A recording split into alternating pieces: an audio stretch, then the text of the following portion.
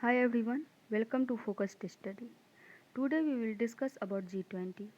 The reason behind discussing G20 is first, it is the part of UPSC syllabus groupings and agreements involving India or India's interest. Second, already UPSC had asked questions related to G20. So let's get started.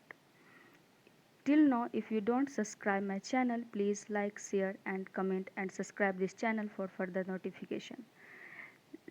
चलिए start करते हैं G20 के बारे में पढ़ने के लिए।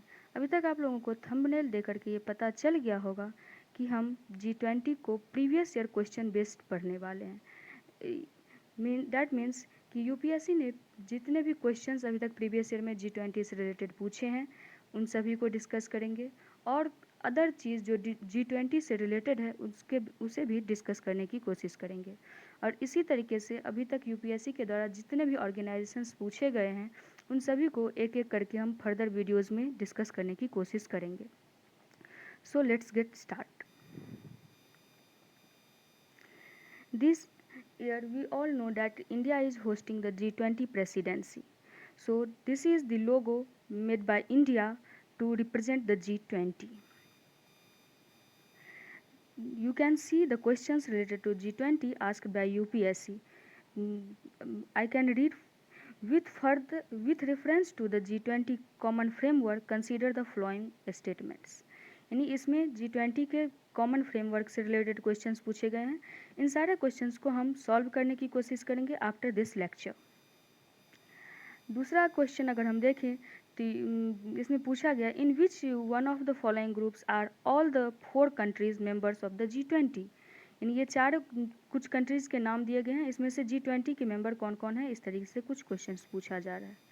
अगर नेक्स्ट क्वेश्चन हम देखें तो पूछा जा रहा है consider the following statements about G20। यानी G20 के बारे में ही यूपीएससी ने पूछा है लेकिन अलग अलग तरीके से पूछा है, तो इन सारे को हम सम अप करने की कोशिश करेंगे इस वीडियोज़ के अंदर। इसके अलावा अगर हम क्वेश्चन देखें मेंस से related the long sustained image of the India as a leader of the oppressed and marginalised nation has disappeared on account of its new found role in the emerging global order elaborate.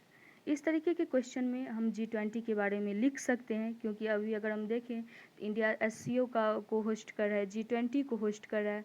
और news में आप लोगों ने पढ़ा होगा जो India ने जब G20 को होस्ट किया तो उसमें उन्होंने ग्लोबल साउथ जो कंट्रीज़ हैं, ग्लोबल साउथ ग्लोबल नॉर्थ, इसके बारे में हम फर्दर वीडियोज़ में डिस्कस करेंगे, उसका अलग से मीटिंग किया था। तो एक तरीके से इंडिया ने अपने पोजीशन को अपहोल्ड करने की भी कोशिश की है इस तरीके के मीटिंग के दौरान। इसमें हम देखते हैं जो कौन कौन से कंट्री G20 के मेंबर्स हैं।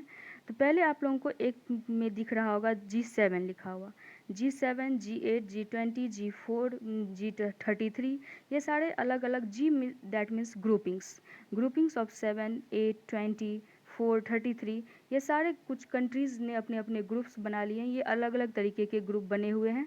तो अभी हम बात कर रहे हैं G20 के बारे में। तो G20 में अगर हम देखें तो इसमें कौन कौन से कंट्री आते हैं, तो G7 के सारे कंट्रीज़ हैं। इससे पहले G8 हुआ करता था जिसमें रसिया भी शामिल था, लेकिन रसिया को क्रीमिया पे एनेक्सेशन के बाद उसे G8 से हटा करके G7 बन गया था। इन सब चीज़ों के बारे में हम धीरे धीरे समझेंगे, लेकिन आज हम पहले G20 के बारे में डिस्कस करते हैं।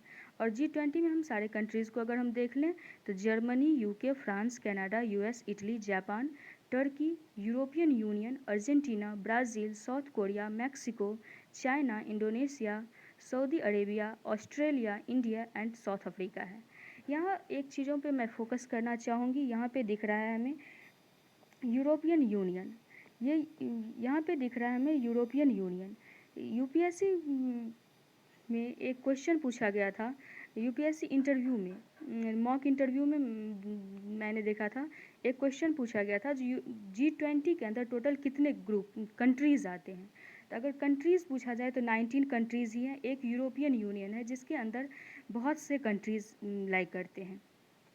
एक क्वेश्चन और पूछा गया था जो G20 के को जो चेयर करता है उसको चेयर करता है या प्रेसिडेंट यानी प्रिसाइड करता है या चेयर करता है, तो इस दोनों में से एग्जैक्ट टर्म क्या है। इस तरीके के क्वेश्चंस हमसे इंटरव्यूज़ में पूछ लिए जाते हैं।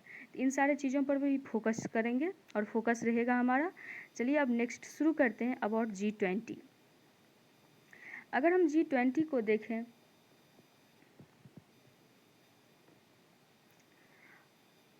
अब हम शुरू करते हैं G20 के बारे में।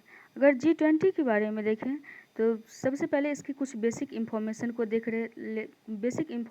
देख लेते हैं। ये एक इंटर गवर्नमेंटल फोरम है जिसे कि 1999 में सितंबर में इस्टेब्लिश किया गया था। एक क्वेश्चन यूपीएससी ने पूछा था, जो क्या इसको जिस तरीके से ये G20 अभी काम कर रहा है, क्या इसी रूप में इसका ओरिजिनली इस्टेब्लिश भी किया गया था?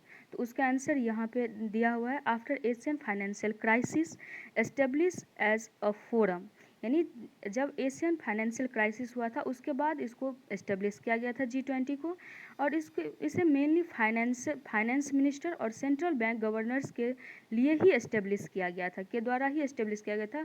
यानी इकोनॉमिक मुद्दों को डिस्कस करने के लिए इसको इस्टेब्लिश किया गया था। लेकिन आजकल G20 में अगर हम देखें तो अभी जिस तरीके से इंडिया होस्ट कर रहा है, तो टूरिज्म का, एक्सटर्नल मिनिस्टर्स का और अलग अलग तरीके के जितने भी मिनिस्ट्रीज़ हैं वो आपस में मीटिंग करते हैं। तो ये एक इंटर गवर्नमेंटल फोरम है। ये एक इनफॉर्मल ग्रुप है जो जिसे इस्टेब्लिश 1999 में किया गया था। ये रिप्रेजेंट करता है 19 कंट्रीज़ को, यूरोपियन यूनियन को, और यूरोपियन यूनियन और 19 कंट्रीज़ यानी जिसे हम G20 बोलते हैं। उसके अलावा भी इसमें कुछ रिप्रेजेंटेटिव होते हैं जैसे कि वर्ल्ड बैंक और IMF। इसकी प्रेसिडेंसी जो है, यही प्रेसिडेंसी शब्द यूज़ होता है इसमें।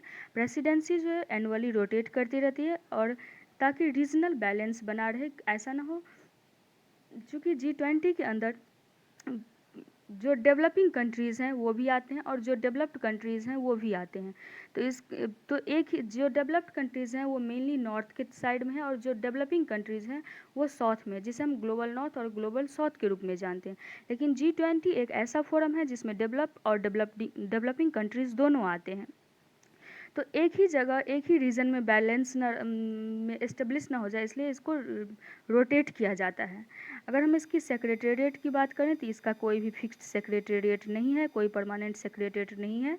जो कंट्री इसे होस्ट करता है वो उसका सेक्रेटेरिएट बन जाता है। अगर हम 2023 की बात करें तो इंडिया इसको प्रेसिडेंट कर रहा है, और इसका मोटो इंडिया के द्वारा जो रखा गया वो है वसुधैव कुटुंबकम, that means one earth, one family and one future. ये भी रिप्रेजेंट कर रहा है, बहुत से कंट्रीज लाइक करते हैं। एक क्वेश्चन और पूछा गया था, G20 के को जो चेयर करता है उसको चेयर करता है या प्रेसिडेंट यानी प्रिसाइड करता है या चेयर करता है, इस दोनों में से एग्जैक्ट टर्म क्या है? इस तरीके के क्वेश्चन हमसे इंटरव्यूज़ में पूछ लिए जाते हैं। इन सारे चीज़ों पर भी फोकस करेंगे और फोकस रहेगा हमारा। चलिए अब नेक्स्ट शुरू करते हैं अबाउट G20। अगर हम G20 को देखें, अब हम शुरू करते हैं G20 के बारे में। अगर G20 के बारे में देखें तो सबसे पहले इसकी कुछ बेसिक इन्फॉर्मेशन को देख लेते हैं। ये एक इंटर गवर्नमेंटल फोरम है जिसे कि 1999 में सितंबर में इस्टेब्लिश किया गया था। एक क्वेश्चन यूपीएससी ने पूछा था, जो क्या इसको जिस तरीके से ये G20 अभी काम कर रहा है, क्या इसी रूप में इसका ओरिजिनली इस्टेब्लिश भी किया गया था? तो उसका आंसर यहाँ पे दिया हुआ है, after Asian financial crisis establish as a forum. यानी जब एशियन फाइनेंशियल क्राइसिस हुआ था उसके बाद इसको इस्टेब्लिश किया गया था G20 को, और इसे मेनली फाइनेंस मिनिस्टर और सेंट्रल बैंक गवर्नर्स के लिए ही इस्टेब्लिश किया गया था, के द्वारा ही इस्टेब्लिश किया गया था। यानी इकोनॉमिक मुद्दों को डिस्कस करने के लिए इसको इस्टेब्लिश किया गया था। लेकिन आजकल G20 में अगर हम देखें तो अभी जिस तरीके से इंडिया होस्ट कर रहा है, तो टूरिज्म का, एक्सटर्नल मिनिस्टर्स का और अलग अलग तरीके के जितने भी मिनिस्ट्रीज हैं वो आपस में मीटिंग करते हैं। तो ये एक इंटर गवर्नमेंटल फोरम है। ये एक इनफॉर्मल ग्रुप है जो जिसे इस्टेब्लिश 1999 में किया गया था। ये रिप्रेजेंट करता है 19 कंट्रीज़ को, यूरोपियन यूनियन को, और यूरोपियन यूनियन और 19 कंट्रीज़ यानी जिसे हम G20 बोलते हैं। उसके अलावा भी इसमें कुछ रिप्रेजेंटेटिव होते हैं जैसे कि वर्ल्ड बैंक और IMF। इसकी प्रेसिडेंसी जो है, यही प्रेसिडेंसी शब्द यूज़ होता है इसमें। प्रेसिडेंसी जो है एनुअली रोटेट करती रहती है, और ताकि रीजनल बैलेंस बना रहे, ऐसा ना हो चूँकि G20 के अंदर जो डेवलपिंग कंट्रीज़ हैं वो भी आते हैं और जो डेवलप्ड कंट्रीज़ हैं वो भी आते हैं। तो एक जो डेवलप्ड कंट्रीज़ हैं वो मेनली नॉर्थ के साइड में है, और जो डेवलपिंग कंट्रीज़ हैं वो साउथ में, जिसे हम ग्लोबल नॉर्थ और ग्लोबल साउथ के रूप में जानते हैं। लेकिन G20 एक ऐसा फोरम है जिसमें डेवलप्ड और डेवलपिंग कंट्रीज़ दोनों आते हैं। तो एक ही जगह एक ही रीजन में बैलेंस में एस्टेब्लिश ना हो जाए, इसलिए इसको रोटेट किया जाता है। अगर हम इसकी सेक्रेटेरिएट की बात करें तो इसका कोई भी फिक्स्ड सेक्रेटेरिएट नहीं है, कोई परमानेंट सेक्रेटेरिएट नहीं है। जो कंट्री से होस्ट करता है वो उसका सेक्रेटेरिएट बन जाता है। अगर हम 2023 की बात करें तो इंडिया इसको प्रेसिडेंट कर रहा है और इसका मोटो इंडिया के द्वारा जो रखा गया वो है वसुधैव वसुधैव कुटुंबकम, that means one earth, one family and one future. ये भी रिप्रेजेंट कर रहा है कि किस तरीके से ग्लोबलाइजेशन के कारण पूरे वर्ल्ड जो है एक फैमिली की तरह हो गया है, विच रिप्रेजेंट वसुधैव कुटुंबकम। अगर हम प्रायोरिटीज़ की बात करें, यानी G20 की मीटिंग जो इंडिया में हो रहा है, तो इंडिया ने किस किस चीज़ को प्रायोरिटाइज़ किया है जिस पे वो बात करेगा। तो पहला तो ग्रीन डेवलपमेंट आप लोग जानते होंगे, जो किसी भी कोई भी अगर डेवलपमेंट हो रहा है तो उसमें फॉसल फ्यूल से रिलेटेड एनर्जी का यूज़ ना किया जाए, रिन्यूएबल एनर्जी का यूज़ किया जाए, ग्रीन डेवलपमेंट। दूसरा इंक्लूसिव और रेजिलियंट ग्रोथ हो। तीसरा हमारा GDP भी एक्सेलरेट करे, प्रोग्रेस करे। किस तरीके से GDP एक्सेलरेट कर सकते हैं, यानी ग्रीन डेवलपमेंट और के साथ GDP को एक्सेलरेट करना। तीसरा टेक्नोलॉजिकल ट्रांसफॉर्मेशन और डिजिटल पब्लिक इंफ्रास्ट्रक्चर। यहाँ पे डिजिटल पब्लिक इंफ्रास्ट्रक्चर दिख रहा होगा, ये G20 का इनिशिएटिव भी है और इसी पर UPSC ने क्वेश्चन भी पूछा है 2023 में। उसके बाद मल्टीलेटरल रिफॉर्म, यानी बहुत सारे अलग अलग रिफॉर्म किए जाएंगे इसके अंदर, और वुमेन लेड डेवलपमेंट के बारे में इस पर फोकस रहेगा। और क्या क्या करने की नीड्स है, तो जो भी डिस्कशन होता है और जो भी प्रॉब्लम सॉर्ट आउट किए जाते हैं और एक लास्ट निर्णय पे पहुंचा जाएगा, उस सभी को कलेक्टिवली सारे देश एक्सेप्ट करें और उससे रिलेटेड अपने अपने काम शुरू करें, एक्शन लें। दूसरा जो साउथ एशिया कंट्रीज़ हैं, साउथ एशिया कंट्रीज़ उस पर एक अलग से फोकस किया जाए, क्योंकि साउथ एशिया कंट्रीज़ इसमें जो है सो डेवलपिंग कंट्रीज़ आते हैं। और डेवलपिंग कंट्रीज़ में specially after the Covid pandemic बहुत सारे प्रॉब्लम चल रहे हैं, जैसे कि इन्फ्लेशन तो वैसा भी पूरे वर्ल्ड में ही है, लेकिन इन्फ्लेशन, एक्सट्रीम इवेंट्स जैसे कि क्लाइमेट चेंज हो रहे हैं तो उसके कारण बाढ़, सूखा, इस तरीके की घटनाएं होती रहती हैं। और पोस्ट पैंडेमिक रिकवरी कैसे किया जाए, क्योंकि पैंडेमिक में बहुत सारे इकोनॉमी लॉस में चली गई और उनके ऊपर डेप्ट बर्डन बहुत ज़्यादा बढ़ गया। और फेयर नेगोशिएशन किया जाए, किसी एक पक्ष के में झुका हुआ ना हो। अब कुछ एडिशनल इन्फॉर्मेशन अगर जान लेते हैं G20 Y G20 is important. इस चीज़ का यूज आप मेंस के आंसर राइटिंग में भी कर सकते हैं। अगर हम देखें अप्रॉक्सीमेटली 90% GDP वर्ल्ड का जो है वो G20 कंट्रीज़ के अंदर आता है। अप्रॉक्स 1/2 लैंड जो है पूरे वर्ल्ड का वो G20 कंट्री के अंदर आता है। 75 to 80% वर्ल्ड ट्रेड और 2/3 पॉपुलेशन ये कंटेन करता है G20, और G20 के अंदर इतने सारे हैं, यानी G20 has a huge potential. अगर हम कुछ इनिशिएटिव्स देखें G20 के कंट्री के द्वारा जो इनिशिएटिव्स लिए गए हैं, ये भी जो सो अभी जस्ट क्वेश्चन में मैंने दिखाया था कॉमन फ्रेमवर्क से रिलेटेड, ये भी क्वेश्चन में पूछा गया है UPSC के द्वारा पेरिस क्लब के बारे में। तो जब कोविड पैंडेमिक के बाद जब बहुत सारे कंट्रीज रिसेशन में जा रहे थे, उस समय जो पेरिस क्लब भी एक तरीके का डेवलपिंग कंट्रीज़ का एक ग्रुप है, जो कि डेवलप्ड कंट्रीज़ का एक ग्रुप है जो डेवलपिंग कंट्रीज़ को पैसे देते हैं, या लिस्ट डेवलपिंग कंट्रीज़ को पैसे देते हैं अपने डेवलपमेंट करने के लिए। तो G20 के द्वारा और पेरिस क्लब्स के साथ मिलकर के एक कॉमन फ्रेमवर्क बनाया गया था, ताकि जो डेवलपिंग कंट्रीज़ हैं और लिस्ट डेवलप्ड कंट्रीज़ हैं उसे पैसे मिले और वो अपना डेवलपमेंट प्रोसेस सही से कर सके। और जो डेवलपिंग और लिस्ट डेवलप्ड कंट्रीज़ ने डेब्ट ले रखा है उसको रीस्ट्रक्चर किया जाए। रीस्ट्रक्चर दैट मीन्स मान लीजिए अगर 5% इंटरेस्ट रेट के साथ मिला हुआ था तो उसको 3% कर दिया जाए, थोड़ा कम कर दिया जाए, ताकि वो ईजिली अपना इंटरेस्ट पे कर सके और डेब्ट पे कर सके। G20 से रिलेटेड कुछ इंपॉर्टेंट टर्मिनोलॉजीज़ भी न्यूज़ में रहती हैं, जैसे ट्राइका क्या होता है, शेरपा क्या होता है, तो इस तरह के जो टर्मिनोलॉजीज़ हैं उसे भी हम जानने की कोशिश करेंगे। ट्राइका दैट मीन्स 3 सेट ऑफ 3 होते हैं। ट्राइका में वो 3 कंट्रीज आते हैं, जैसे कि इस बार इंडिया होस्ट कर रहा है। तो इससे पहले अगर हम देखें तो G20 होस्ट इंडोनेशिया के द्वारा किया गया था, और आने वाले साल में 2024 जो होगा उसमें ब्राज़ील के द्वारा किया जाएगा। यानी एक कंट्री वो जिसने कि होस्ट किया था, एक वो जो होस्ट कर रहा है और जो होस्ट करेगा, इन 3 कंट्रीज़ का एक ग्रुप होता है जिसे हम ट्राइका के नाम से जानते हैं। जो होस्ट कंट्री होता है वो कुछ अलग कंट्रीज़ को इन्वाइट भी करते हैं एज अ गेस्ट। इस बार इंडिया ने Bangladesh, Egypt, Spain, Singapore, Mauritius, Spain, Netherland, Niger और ओमान जैसे देशों को इनवाइट किया है। एक दूसरा टर्मिनोलॉजी आता है G20 में, 2 तरीके के ट्रैक के बारे में बात किया जाता है। एक होता है फाइनेंशियल ट्रैक और दूसरा होता है शेरपा। तो फाइनेंशियल ट्रैक क्या होता है और शेरपा क्या होता है, इसके बारे में हम डिस्कस करेंगे। तो फाइनेंशियल ट्रैक के अंदर जो फाइनेंस मिनिस्टर होते हैं और जो सेंट्रल बैंक के गवर्नर्स होते हैं वो उनको लिया जाता है, और वो जो इकोनॉमीज़ के अंदर जो फाइनेंशियल इशूज़ चल रहे हैं उनके बारे में डिस्कस करते हैं। वर्ल्ड में क्या कौन कौन सी चीज़ फाइनेंशियल इशूज़ हैं, उन सारी चीज़ों के बारे में डिस्कस करते हैं। वहीं पर शेरपा जो है उनका फोकस ब्रॉडर फोकस होता है, और जैसे कि टेररिज्म हो गया, एंटी टेररिज्म हो गया, टेक्नोलॉजी हो गया, इस तरीके के दूसरे जो भी फंक्शंस होते हैं, टूरिज्म को कैसे बढ़ाया जाए, इन सारी चीज़ों को जिसके अंदर डिस्कस किया जाता है उसे हम शेरपा के नाम से जानते हैं। ये हो गया आपका हैंड रिटेन नोट्स। ये आप इसी तरह अब कुछ अलग जो इस नोट्स में नहीं लिखे गए उन चीज़ों के बारे में बात कर लेते हैं। सबसे पहले अभी हम जान रहे हैं जो रसिया और यूक्रेन, इन दोनों का वॉर चल रहा है और बहुत लंबे समय से चल रहा है। और जब से रसिया और यूक्रेन का वॉर शुरू हुआ है, तब से किसी भी एक फोरम पर किसी भी एक प्लेस पे रसिया और यूक्रेन आपस में नहीं मिले थे, लेकिन फर्स्ट टाइम इसे हम अगर हमसे पूछा जाता है इस तरीके के क्वेश्चन, जो इंडिया का क्या मतलब रोल जो है जी as a president of the G20, India कैसे जो है सो सफल रहा है। तो पहली बार G20 के मीटिंग में देखा गया जो यूएस के सेक्रेटरी ऑफ स्टेट्स और रशियन फॉरेन मिनिस्टर में पहली बार मीट किया सिंस द वॉर। दूसरी बात हम सेकंड चीज़ हम इसमें डिस्कस करेंगे जो इसका एथिकल इशू, अगर हमसे पूछा जाए जो एथिकल इशूज़ क्या हैं, तो जब रसिया और यूक्रेन सॉरी जब हम लोगों ने न्यूज़पेपर में पढ़ा होगा, जब G20